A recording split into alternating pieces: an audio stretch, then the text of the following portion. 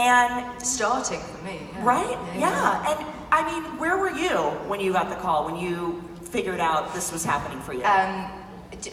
Well, when I got the call for the audition, I was standing on top of a loo at my workplace, so that they couldn't see if they looked underneath it and he was in there, and I was like, quietly on the phone.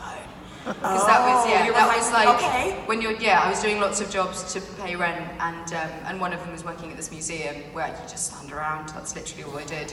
And so every time my agent would call, which was once every 6 months, I would run into the loo and kind of. So yeah, I was incredibly unemployed when I got going right now. Me too, sister. Me too. Yeah. And now, I mean, looking back at that moment and where it is today, what have you learned? Have you changed at all, do you think, as a person?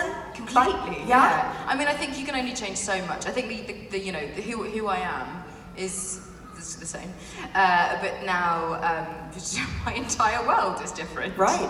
Yeah. Everything's changed, and I think it's an extraordinary thing. And I don't know whether it's just because it's been, essentially a decade of life that's been lived. So a huge amount of real life things have happened in that time to kind of change me. But I just feel like I have found a voice that I didn't really even know was possible 10 years ago to be able to have. And that's been the most remarkable part of this journey, has been that. Absolutely. Thank you. And especially on this Mother's Day weekend, I feel, it's important to recognize the female characters and the strength, Mother of Dragons, of course.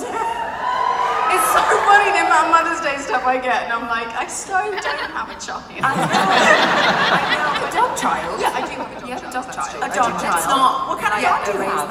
A wire-haired fox terrier. Aww. She's just the best dog in the world. The best dog in the world. She is. I love it. Okay, let's talk costumes. Do you guys have a